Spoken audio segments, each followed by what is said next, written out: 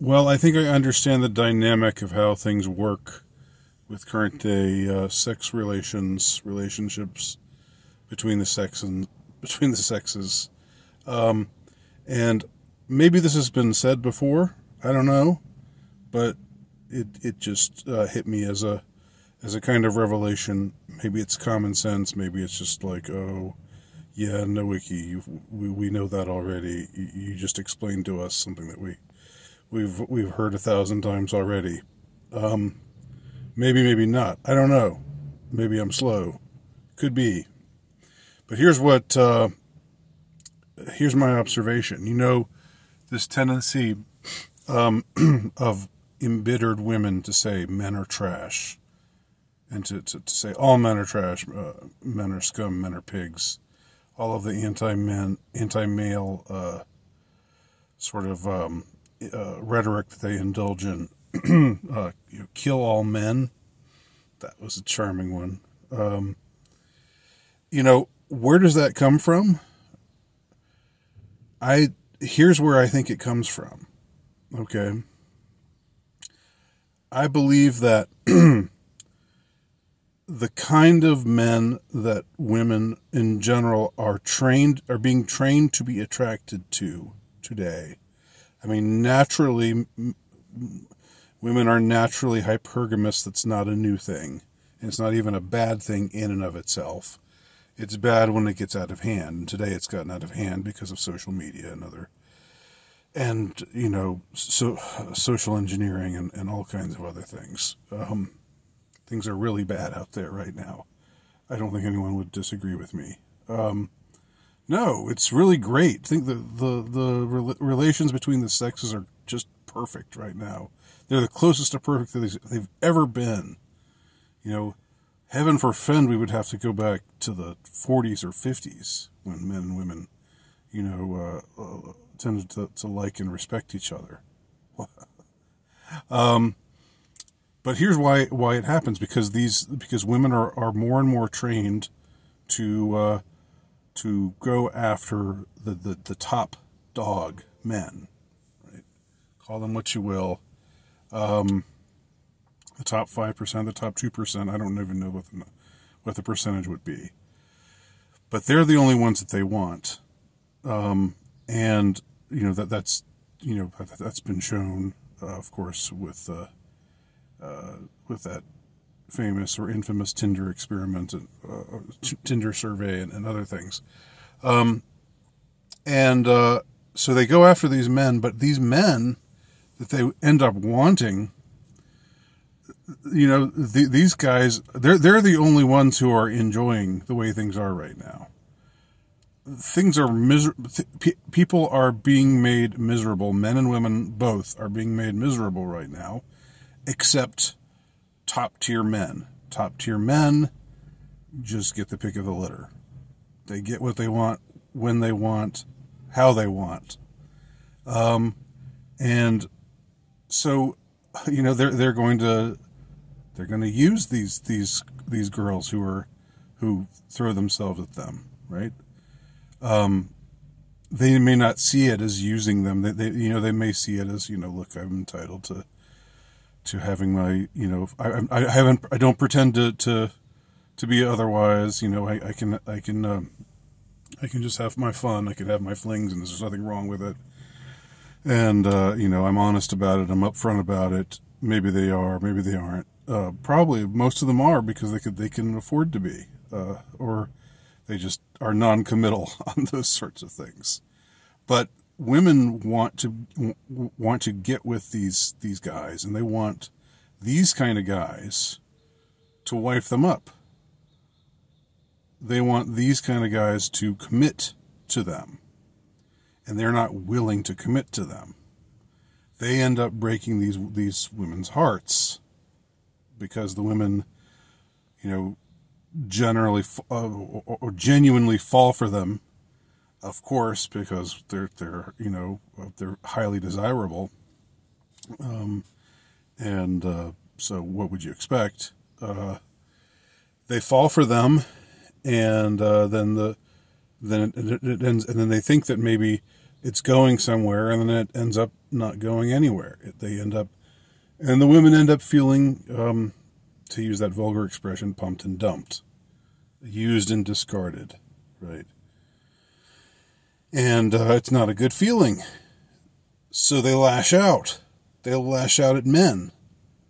Men are trash. Men are pigs. Kill all men. Where does this anger derive? Where does it come from? This is where it comes from. In many cases,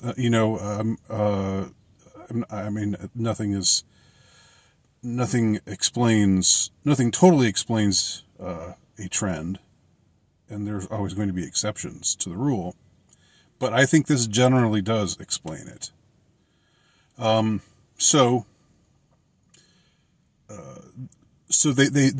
women end up getting frustrated about men, but when they say men, they mean these particular men, these men whom they find desirable.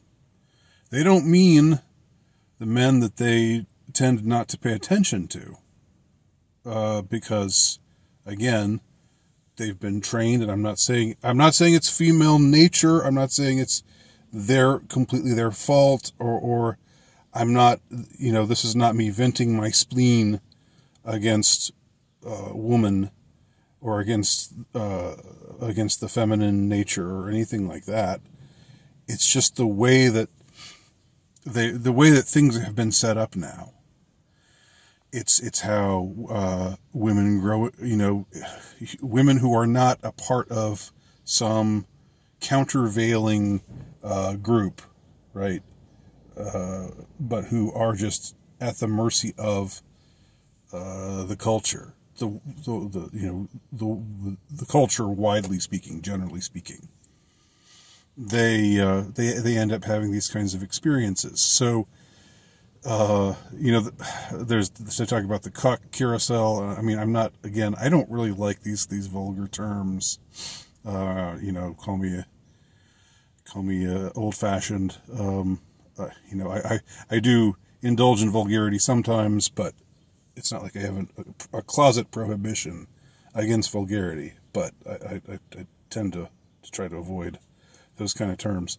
I don't think that when women are, quote, riding the cock carousel, that they are just going out, living life, enjoying themselves, and partying hard. That's what they tell themselves that they're doing, and that effectually is what they are doing, but it's not what they want to be doing. They want the guys that they are giving up their purity to, the guys who are taking their virginity and then, that they keep giving themselves to, whether it's one guy or a number of guys, not fixated on body count here.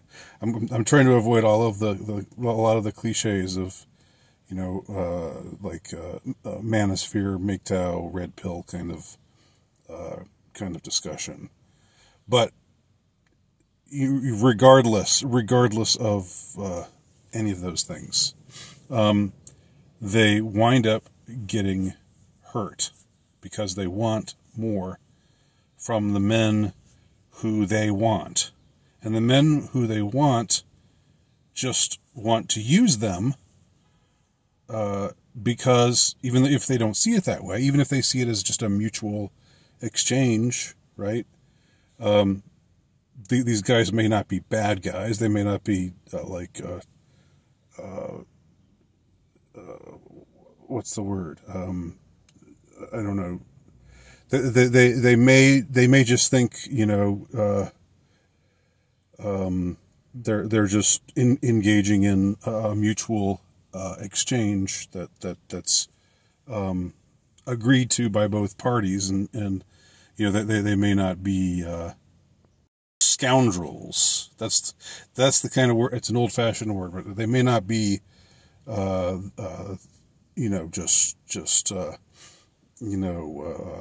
may not think of themselves as womanizers, but they basically are engaged in that kind of behavior, And they're engaged in that kind of behavior because they can do it, and because men have an easier time separating sex from love than women do.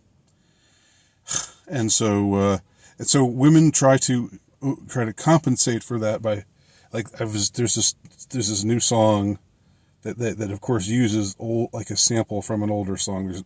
There's so many songs that are just not original at all, just use old samples from the 80s or 70s or whatever. And there's this new one, 'cause girls is players too. 'Cause girls is players too. And it's like all about, I'm a boss. I can be a player myself, but girls don't want to be women. Girls/women don't want to be players. Okay, that is a way to compensate for their heartbreak. That is a way to, or their hurt feelings. They're generally being hurt by the fact that they feel they've been used by men, and so they and so they say again, men are scum, men are trash, kill all men. But who they have in mind when they say that isn't all men. It's just the men who register to them as appealing, the men who register to them as desirable. Okay, but but having these kinds of experiences tends to fuel anti-male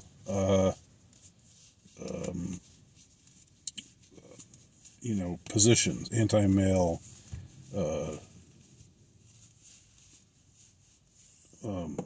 having an anti-male take, being down on men, being dismissive of men, being angry towards men. So that in turn perpetuates the harmful whatever the hell wave it is now, 9th wave, 12th wave, 15th wave feminism that's out there now. That doesn't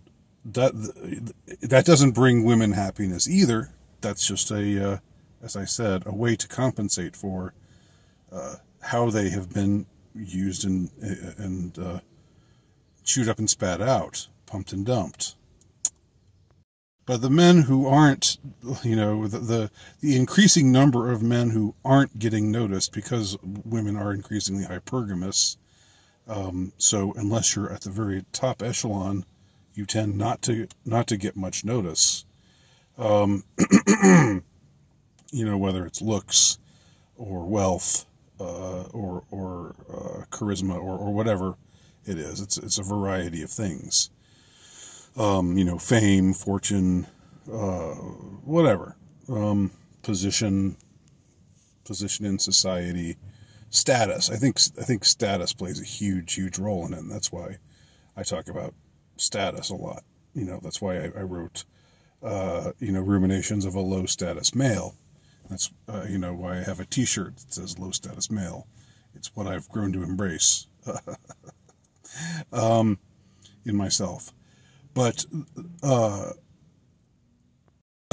the kind of hateful rhetoric that they tend to indulge in tends to make these men, the men who aren't in the top echelon, think to themselves, why should I even bother? What's the point of all of this? And that's why you see more and more men just not even trying, right? Dropping out, not dating. As all the surveys have or a bunch of surveys lately have shown, and a bunch of content creators, including a lot of women, are talking about. It is a trend that is being talked about and chewed over, and not just by ghettoized, red pill, manosphere, MGTOW male types. These conservative women are talking about it as well. Mostly conservative women. the liberal feminist type women just tended to dismiss it all, or just say you're just all a bunch of incels, ha ha ha.